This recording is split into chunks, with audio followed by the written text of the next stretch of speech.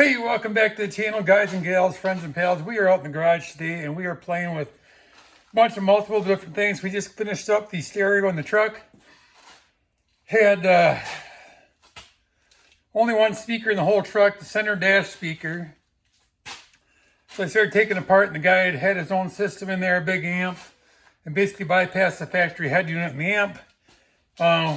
Still had the T-harness in there and a little interface module for the speakers. We eliminated all that, went back to the factory system. Then we had door speakers, the center speaker, subwoofer working, and we still had nothing in the back doors. We had one with a little volume, and the other side had nothing. So the one that was pretty weak was just dead. I mean, it was just about dead. Swapped that out with the new speaker, that working fine. The other one, tested it, we had no voltage coming to the connector at the door. Separated the conduit between the door and the frame of the truck and found several broken wires, as you'll see in the video here clip. Used my heat shrink solder connectors, worked great. Got that harness all wired back together. All the speakers are working now.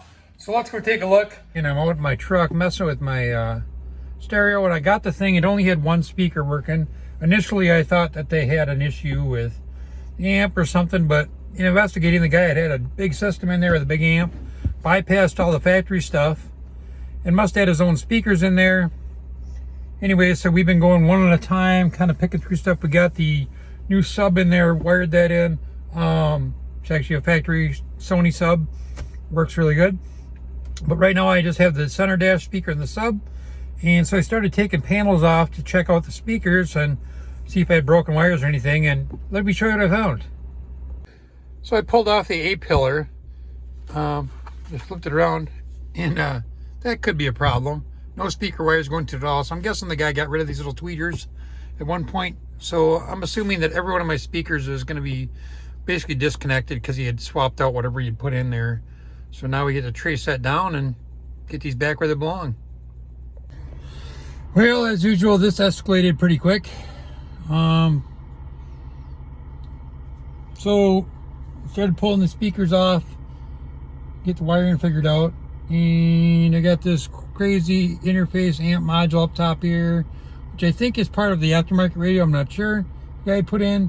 So now we got the whole center cluster pulled out. We're gonna pull the radio next, and then we're gonna, as long as we're in here, we're gonna change our blender actuator that we bought a while back here, so we can get that taken care of. So everything here just unplugs. I'll show you back. I should have showed you guys a little earlier, but there's two bolts up here you pull out. There's two bolts on this you pull out, and you just kind of pry these little pieces here up and out to get this center bezel off.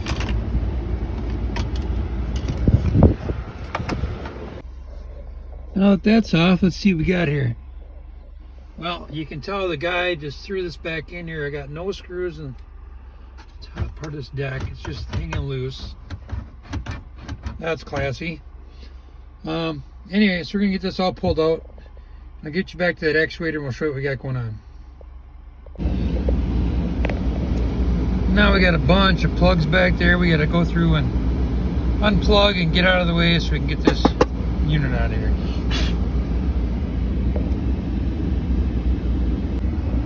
Once again, guys, when you buy something used, you can see why stuff gets cobbled in here. There's two bolts here and here. There should be two on this side.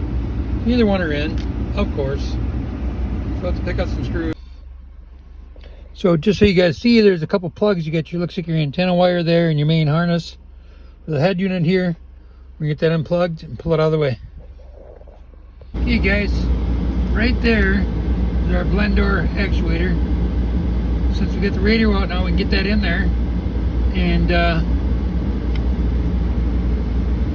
have it all back working before we put the radio back. So basically there's two screws there. One you can get easily, the other one you can be feeling blindly. I think if I remember right, you can, I might be able to reach it through the top here. I'll have to look, but anyway, I'll get working on that. There's one wire connector, obviously. Get that off and go from there. All right, guys, we're back in the truck now. As I said, we got all the speakers hooked back up. We got rid of this whole harness mess they had, all that junk. So let's take a listen now. As I said earlier, we got the touch screen Ford sync. We got, you know, it's got all the bells and whistles. You can kind of see the equalizer. I have no idea what I'm doing for adjusting sound, guys, but before I literally had one speaker.